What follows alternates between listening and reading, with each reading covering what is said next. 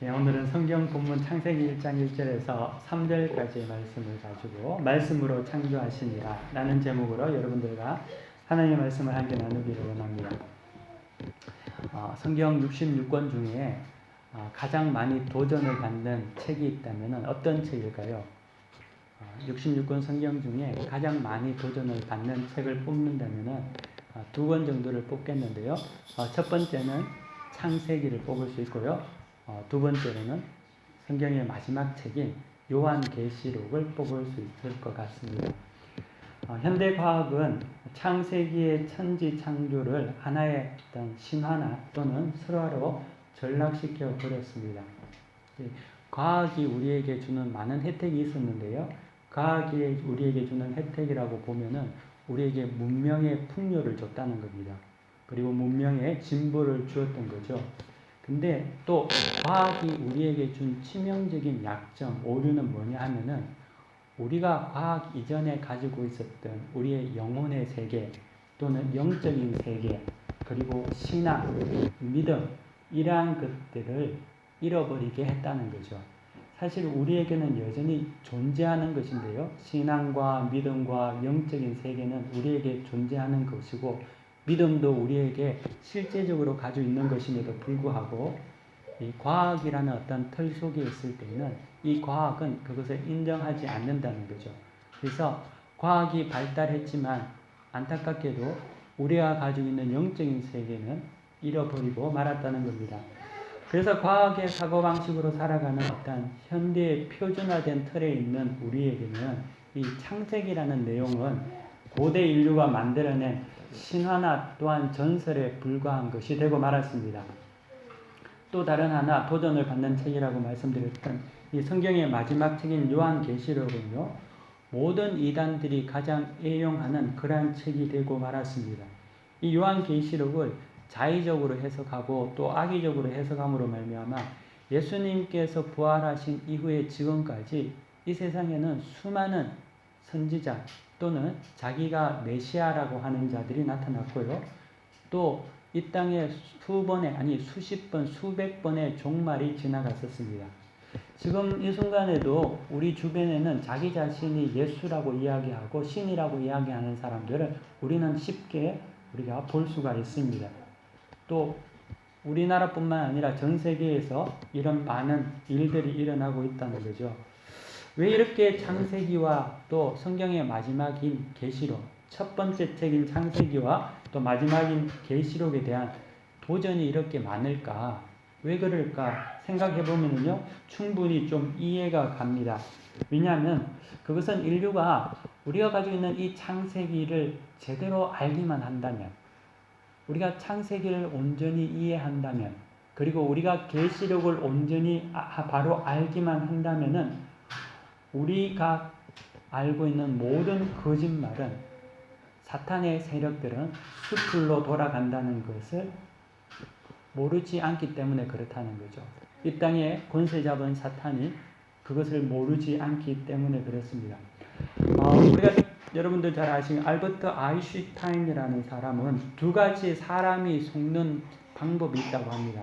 근데 그게 뭐냐면 첫 번째는 거짓인 것을 진실로 믿을 때 인간은 속게 되고요. 또 두 번째는 진리를 거짓으로 받아들여서 거부할 때 우리가 속게 된다는 것이죠.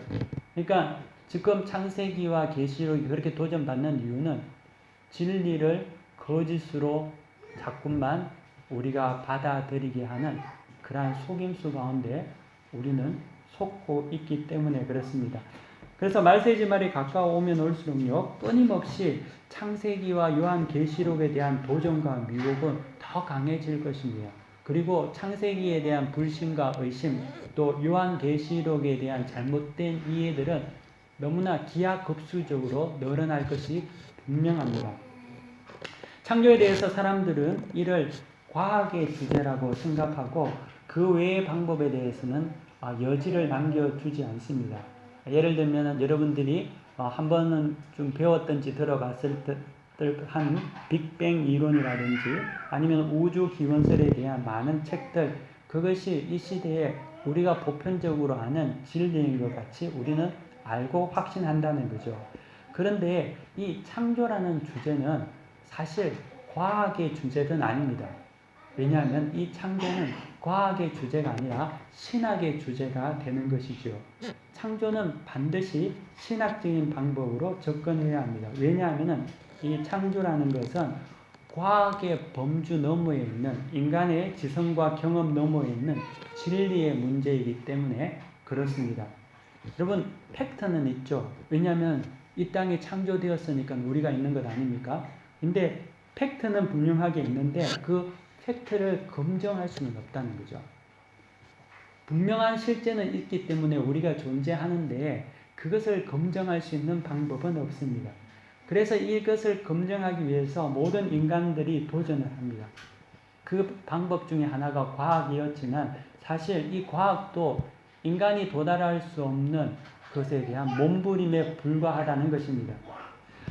하나님께서 태초에 천지를 창조하셨을 때 그 태초에는 우리가 있었던 게 아니죠. 사람이 있었던 게 아니거든요. 어느 과학자가 그 옆에서 삼자적인 관점으로 본 것이 아니라는 거죠. 천지가 창조될 때에는 유일한 하나님만 그곳에 계셨습니다. 그러므로 이 창조의 영역이라는 것은 과학의 영역이 아니라 과학의 주제가 아니라 신학의 영역이고 성경은 그 진리에 대해서 분명하고도 그리고 여과 없이 우리에게 단순하게 선포하고 있다는 것입니다.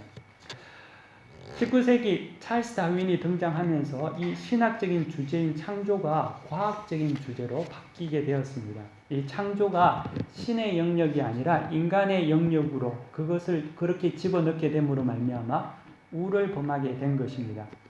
사실 이 일은 인류가 해서는 되는 일이 아니었지만 이 일을 침범하게 되고 말았습니다. 물론 찰스 다윈의 어떤 진화론이 나오면서 인류는 봉주했고요. 사람들은 그 부분에 대해서 환호했습니다. 근데 그 이후에 어떻게 됐습니까?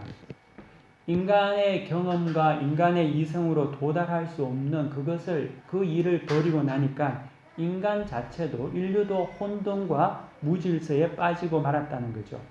왜냐하면 과학을 의지하면 의지할수록 그 창조에 대한 것들이 더 명확해지는 것이 아니라 더욱더 혼란스러워진다는 거죠. 진화론에 대해서 이야기하고 탐구를 하면 할수록 더 헷갈리게 된다는 겁니다. 정답을 찾을 수 없는 그러한 이상한 방향으로 자꾸만 나가고 만다는 거죠. 창조가 아닌 진화가 현대교육의 뿌리가 되니까요. 창조의 중심이 된 인간의 윤리와 도덕이 무너지기 시작합니다. 선한 자유의지가 방종으로 바뀌게 되고요. 인간 근원에 대한 자존감이 사라지죠. 인간이 영적인 존재, 고귀한 존재가 아니라 단지 육체의 존재로서 이기적인 탐욕을 위해서 살아가는 그런 존재로 전락해버리고 되는 그런 어떤 일들이 일어나게 되고 만 것입니다. 그러므로 삶의 근원을 알고 진정으로 구도를 한다면은 우리는 이것을 과학의 입장에서 찾는 것이 아니라 신학에 관심을 가져야 합니다. 하나님만이 이 모든 창조에 대해서 분명히 알고 계시고 또 그것의 주체이시며 또 우리는 그 창조주 하나님을 믿고 그분에게 드릴 때만이 우리의 모든 것들이 바로 잡혀지게 된다는 거죠. 오늘 본문 읽었던 창세기는요. 신자들뿐만 아니라 불신자들도 잘 아는 그러한 책입니다. 사실 창세기 50장까지의 전체 내용을 다 모른다 치더라도 적어도 창세기 1장 1절 말씀, 오늘 본문으로 읽었던 1장 1절은 모든 사람이 아는 본문의 말입니다. 태초에 하나님이 천지를 창조하시니라. 이 말은 누구나 한 번쯤은 들어봤다는 거죠. 근데 이 말씀은 아주 굉장히 단순한 선포이긴 하지만 또 동시에 위대한 시험 문제이기도 합니다. 태초에 하나님이 천지를 창조하셨다라는 것을 여러분 인정할 수 있습니까? 하나님은 이 창세기 1장 1절을 통해서 너는 그것을 인정할 수 있겠니? 라고 우리에게 묻습니다. 우리에게 시험을 칩니다. 너는 태초에 하나님이 천지를 창조하셨다는 것을 너는 받아들일 수 있냐? 너는 이 시험에 통과할 수 있냐? 너는 이것을 거부할 것이냐? 라는 시험 문제가 창세기 1장 1절 모든 자들에게 하나님께서 내는 시험 문제라는 거죠. 모든 사람들은 이 성경 첫 번째 책, 첫 번째 구절을 통하여서 하나님과 직접적으로 대면하고 있습니다. 그리고 이 시험은 어느 누구도 절대 비켜갈 수 없습니다. 피해갈 수 없는 문제라는 거죠. 그리고 이 시험을 통과하기 위해서는 오직 유일한 방법, 믿음이라는 방법을 통하여서 우리는 이 시험을 이길 수 있습니다.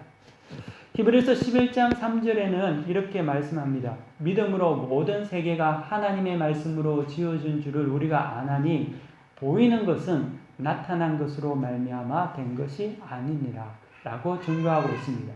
그러므로 믿음으로 모든 세계가 하나님의 말씀으로 지어진 줄을 우리가 아나니, 우리가 보지 못했던 모든 것들, 이것조차 믿음으로 우리가 이 창세기 1장 1절 말씀을 온전히 받아들일 때 우리는 온전히 하나님과의 관계가 시작되게 되어 있습니다.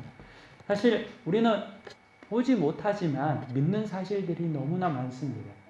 여러분 2000년 전에 예수님을 못 봤지만, 예수님의 공생애를 우리는 직접 경험하지 못했지만 믿음으로 그 사실을 믿습니다. 태초에 하나님이 천지를 창조하셨을 때 그 사건도 우리는 보지 못했지만 믿습니다. 많은 과학을 신봉하는 사람들이 그것을 어떻게 믿을 수 있냐고, 그리고 그것은 믿음에 관한 것이라고, 그것은 과학이 아니라고 이야기하지만 사실 우리의 삶을 돌이켜보면 너무나 많은 것들이 믿음으로 살아가고 있다는 거죠. 왜냐하면 여러분 오늘 저녁에 여러분 살아 있을 것을 믿습니까? 가다가 차에 치여 안 죽을 것을 여러분 확신합니까? 지금 이 순간 5분 후에 이 지붕이 안 내려진다, 안 무너진다는 것을 여러분들 믿습니까? 믿잖아요. 우리는 믿음이라는 실제의 삶 속에서 살아가고 있다는 거죠. 근데 그 믿음을 너무나 우리의 삶 속에 실제로 가지고 살아가고 있음에도 불구하고 또 한편으로는 창조의 믿음, 그리스도에 대한 믿음, 이것에 대해서는 이중잣대를 대고 있다는 거죠. 하지만 성경은 우리에게 분명하게 이야기합니다. 믿음으로 모든 세계가 하나님의 말씀으로 지어진 줄을 우리가 아나니. 이것은 하나님께서 우리에게 성경의 저자를 통해서 주시는 지혜입니다. 1장 1절을 믿음으로 통과한 자들이 창조주를 아는 자들이고요. 그들이 돌아갈 영원한 본향과 영생을 믿는 자들입니다. 그러므로 이를 통과하지 못한 상태에서는 우리는 성경 안으로 더 이상 한 발자국도 더 나아갈 수 없다는 거죠. 믿음이라는 생명의 도에서도 바로 서지 못하게 되는 것입니다. 우리가 이 창세기 1장 1절의 입시 관문을 묵상하고 깊게 묵상하고 믿음으로 통과할 수 있는 자들이 되어야 할 줄 믿습니다. 창세기 1장 1절의 창조라는 이 단어는요, 하나님께서 태초에 천지를 창조하시니라 라고 하셨을 때에 이 1장 1절의 창조라는 이 말은 히브리 말로 바라라고 합니다. 바라. 그런데 이 단어는 언제 또 사용되냐 하면 하나님께서 천지를 창조하실 때 바라라는 단어를 성경은 적고 있는데, 또 동시에 이 바라라는 단어는 산모가 아이를 출산할 때 사용하는 단어가 바라라는 단어이기도 합니다. 이 창조라는 것은 엄마가 아이를 낳을 때, 아이를 수고와 헌신으로 출산할 때 마치 하나님께서도 동일하게 우리를 하나님의 희생과 헌신으로 만드셨다는 것을 우리는 이 단어를 통해서 감지할 수 있다는 거죠. 우리 보면은 저기 윤호도 있고, 우리 또 아기들이 얼마나 많습니까? 로지, 로아, 윤수나 찬영이는 딱 컸지만, 이제 얼마 갓 태어난 아기들, 여러분들 부모님이 병원에서 아이가 태어나고 난 다음에 간호사가 처음으로 아이 얼굴을 보여주잖아요. 그러면은 엄마가 그 아기를 품에 안고 어떻습니까? 그때 웃는 그 환한 웃음. 물론 아이를 낳아보신 부모님은 다 알겠죠. 그런데 이 웃음, 그 기쁨, 환희가 사실 하나님께서 바라, 태초에 하나님이 천지를 창조하시고 인간을 창조하셨을 때 심히 기뻐하셨더라고 같이 연결이 된다는 거죠. 하나님께서 우리를 창조하시고 난 다음에 그 기쁨의 웃음이 마치 산모가 아이를 태어났을 때 봤던 그 기쁨과 동일하다는 거죠. 하나님께서 여러분들을 얼마나 기뻐하시고 사랑하신다는 것을 이 창조를 통해서 우리는 오버랩되게 볼 수 있다는 거죠. 하나님은요, 사랑이라고 말합니다. 사랑의 근원이신 하나님께서 사랑을 나눌 대상을 만드는 것은 필연적이죠. 그 본성상 사랑할 대상을 위해서 세상과 인간을 창조하셨습니다. 그러므로 하나님과 우리의 관계의 틀은 사랑의 관계이며 기독교 신앙은 사랑의 틀 가운데 서 있습니다. 하나님은 우리를 사랑하십니다. 하지만 인간은 그 사랑을 거부합니다. 그게 죄라는 것이죠. 우리가 만약 하나님을 사랑하면 우리 가운데 완전한 회복이 이루어집니다. 사랑하는 성도 여러분, 하나님을 사랑하시기를 바랍니다. 그리고 서로 사랑하십시오. 우리가 서로 사랑하면 하나님께서 아신 바 되었다고 성경은 말하고 있습니다. 그리고 사랑만이 우리의 불의를 막아낼 수 있다는 거죠. 태초에 천지를 창조하기 전에 그 성경의 상황을 2절에 보면은요, 이렇게 증거하고 있습니다. 땅이 혼돈하며 공허하며 흑암이 깊음 위에 있고 라고 말씀해 주십니다. 근데 이 땅이 혼돈하고 공허하며 흑암이 깊음 위에 있는 이것을 카오스라고 헬라어로 말하는데요. 이 카오스라는 이 헬라어의 뜻은 뭐냐면 혼돈, 무질서, 이런 어떤 불규칙 상태를 말하고 있습니다. 또 카오스라는 의미는 어떤 의미를 가지고 있냐면 입을 이렇게 쫙 벌리다 라는 의미도 있습니다. 그리고 또 그 안에는 캄캄한 텅 빈 공간이라는 의미가 카오스라는 의미 안에 다 내포되어 있습니다. 저는 이 카오스라는 이 단어를 생각해 보면서 문득 어떤 생각이 들었냐면요. 고등학교 때 지구과학 배울 때 여러분들 블랙홀이라고 배운 적 있죠? 근데 이 카오스라는 게 블랙홀과 같다는 그런 어떤 느낌을 받았습니다. 이 블랙홀이 같이 모든 것을 빨아당기고 그 안에 들어가면 더 이상 나올 수 없는 그런 어떤 완전한 시간과 공간이 없는 그런 어떤 어둠의 상태, 혼돈의 상태를 카오스라고 말하잖아요. 근데 그런 상태를 우리가 생각해 볼 수 있다는 거죠. 근데 이 창조 바라라는 것은 오늘 성경에서도 말씀하는 것 같이 이 창조 이 바라는 가 혼돈의 카오스, 소위 말하는 혼란과 무질서 가운데 창조의 역사를 통하여서 질서가 잡히는 코스모스로 바뀌게 된다는 거죠. 다시 말하면 하나님께서 혼돈과 무질서의 그 때에 하나님의 말씀을 통하여서 창조가 이루어질 때 그 혼돈과 무질서가 질서가 잡히는 코스모스가 되었습니다. 다시 말하면 카오스에서 코스모스로 바뀌게 된다는 거죠.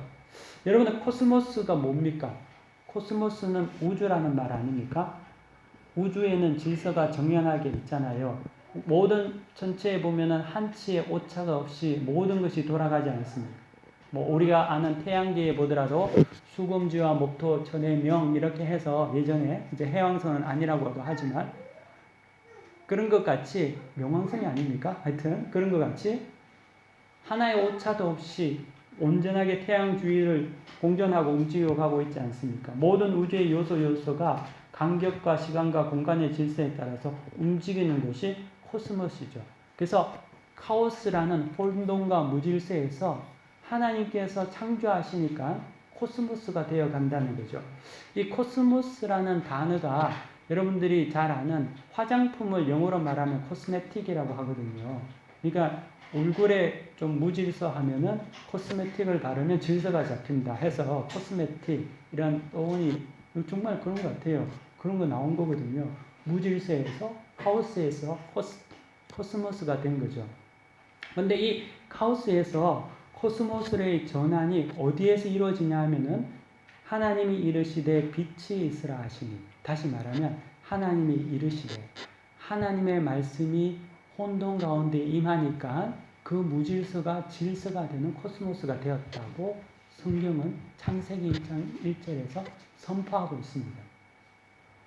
창조는요, 하나님의 말씀으로 이루어졌습니다. 하나님께서 태초에 빛이 있으라고 하니까 빛이 생겨났습니다. 이것이 창조이며 무질서에서 질서로, 카오스에서 코스모스로 변화되는 역사라는 거죠. 태초에 하나님의 말씀이 역사하니까 무질서가 잡히고 질서가 된 것 같이 우리 삶에도 동일한 역사가 일어난다는 거죠. 하나님의 말씀이 선포되는 그곳에서 허무와 공허와 모든 혼란과 무질서가 사라지고 질서가 잡혀집니다. 여러분, 이 창세기 1장 2절의 일들은 과거 태고에 일어난 일뿐만 아니라 지금 우리에게도 동일하게 이루어진다는 거죠. 우울증을 조사해 보니까요, 미국 사람보다 일본 사람들이 우울증에 걸리는 그 수치가 2배 이상 높다고 합니다. 그런데 일본 사람하고 한국 사람을 비교해 보니까 한국 사람이 일본 사람보다 우울증에 걸리는 수치가 또 2배로 더 높다고 합니다. 사실 이것이 무엇을 말합니까? 우리에게는 여전히 마음속에 마치 카오스와 같은 혼돈과 무질서가, 공허가 가득하다는 거죠. 또 남자보다 여자가 2배나 더 우울증에 걸린다고 합니다. 혼돈스럽고 공허한 마음, 그리고 카오스와 같은 그 마음에 하나님의 말씀이 역사하면은요, 그때 코스모스가 되는 거죠. 질서가 잡히게 된다는 거죠. 허무가 사라지고 충만으로 바뀌게 된다는 겁니다. 하나님의 말씀이 우리의 심령에 들어오면은 놀라운 역사, 창조의 역사가 이루어집니다. 무질서하고 혼돈 가운데 살아가는 사람들에게 하나님의 말씀이 그 심령에 박힐 때 인생이 바뀝니다. 놀라운 역사가 이루어진다는 거죠. 그들에게 새로운 피조물의 역사가 이루어진 겁니다. 왜 우리가 하나님의 말씀을 공부하고 왜 하나님의 말씀을 들어야 합니까? 여러분들이 하나님의 말씀을 들어서 밖에 나가서 전도할 때 사용할 수도 있겠지만, 아니면 불신자들하고 싸워서 말씀으로 이기기 위해서 하나님의 말씀을 우리가 배우는 것이 아니라, 하나님의 말씀이 우리 속에 들어오면은 여러분의 심령이 바뀌게 되어 있습니다. 여러분의 눈이 뜨이게 됩니다.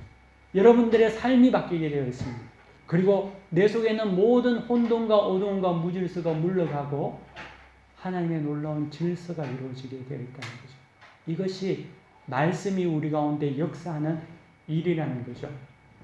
마치 흑암의 기쁨 위에 있던 운행하는 하나님의 영이 우리에게 임하는 같이 놀라운 역사가 이루어진다는 것입니다. 그러므로 우리는 하나님의 말씀을 날마다 우리 마음 가운데 받아야 하는 거죠. 말씀을 붙잡아야 하는 것입니다.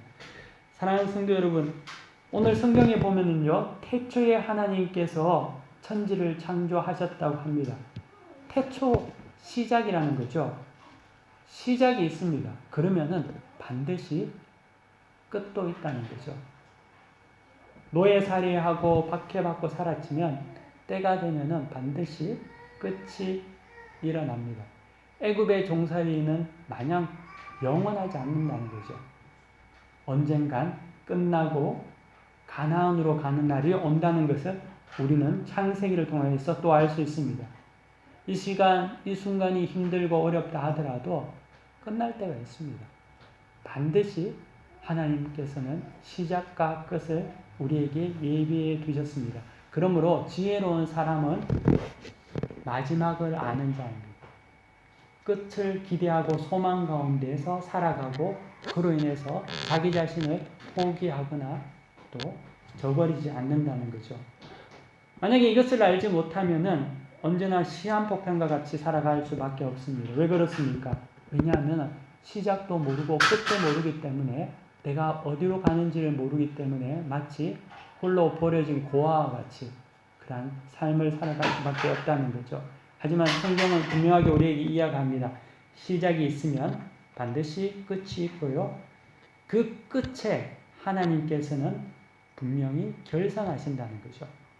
하나님의 복과 하나님의 은혜와 하나님의 심판이 그 마지막에 분명하게 있다는 거죠. 이를 깨닫는 자는 한결같이 하나님 앞에 충성할 수 있습니다. 자, 그리고 한인교회 성도 여러분, 창세기는 성경의 첫 번째 책입니다. 산수를 잘해야지만이 수학을 잘하고요. 또 유년주일학교 때 열심히 신앙생활 선생님한테 잘 배운 애들이 나중에 커서도 신앙생활을 잘하게 되는 것 같이 신앙도 마찬가지입니다. 믿음도 기초가 잘 세워져야 합니다. 튼튼하게 해져야 합니다. 성도는요, 구원받는 것으로 끝나는 것이 아니라 구원받은 이후에 삶이 필요하죠. 잘 될 때는 모든 사람이 다 잘할 수 있습니다. 삼척 동자가 아는 일이죠. 잘 될 때는 다 하죠. 하지만 혼돈 속에서는 말씀을 가진 자만이 살아남습니다. 혼돈 속에서는 말씀을 소유한 자만이 이겨낼 수 있다는 거죠. 무질서에서 질서로의 변화는 오직 말씀만이 가능하다는 거죠. 여러분, 오른뺨을 때리면 왼뺨을 대는 것은 교회 한 1년 나온 사람이 할 수 있는 수준은 아니라는 거죠. 한 대 맞으면 달려들겠죠. 하지만 오른뺨을 맞아도 웃으면서 왼뺨을 댈 수 있는 그것은 사실 말씀이 우리 속에서 녹아들어서 우리가 성화될 때만이 그러한 과정을 통해서 이루어지는 것이죠. 이 성화라는 것은 계속적으로 내 속에 말씀이 주입되는 것을 말합니다. 하나님의 말씀이 내 속에 들어와서 부딪히고 내가 그 말씀을 어떨 때는 거부하기도 하고 그 말씀 때문에 울기도 하고 그 말씀에 무릎 꿇기도 하고 일어났다는 과정을 통해서 그 말씀이 내 속에 자리 잡을 때 우리 가운데서는 카오스가 코스모스로 바뀌게 되는 거죠. 하나님의 역사가 일어나는 것입니다. 그리고 이기적인 나 자신에서 이타적인 나 자신으로 하나님을 닮아가는 그러한 존재로 변화된다는 거죠. 사랑하는 성도 여러분, 창세기 1장 초반부의 말씀이 여러분 마음속에 깊이 자리 잡기를 원합니다. 그래서 이 말씀을 통하여서 여러분들이 창조의 놀라운 역사가 여러분들에게 이루어지기를 원하고 또 연초에 새 마음과 또 새로운 심령으로 하나님 앞에 나아가는 모든 믿음의 성도들이 되시기를 간절히 축원합니다. 다 함께 기도하겠습니다. 거룩하신 하나님 감사합니다. 오늘 우리의 심령 가운데 하나님의 말씀을 뿌리시고 그 말씀을 우리가 붙잡고 우리의 혼돈과 우리의 무질서된 모든 상황과 삶 속에서 새로운 질서가 잡히고 창조의 역사가 일어나게 하여 주옵소서. 오늘 말씀을 통하여서 더욱더 하나님을 의지하며 말씀을 먹고 살기를 사모하는 모든 자들에게 용기를 주시고 또 다짐하는 자들에게 힘과 성령의 기름을 부어 주시옵소서. 모든 것을 주님께 의탁드리며 감사하며 예수 그리스도 이름으로 기도 올려 드립니다. 아멘. 함께 자리에서 일어나셔서 새 찬송 488장 부르시겠습니다.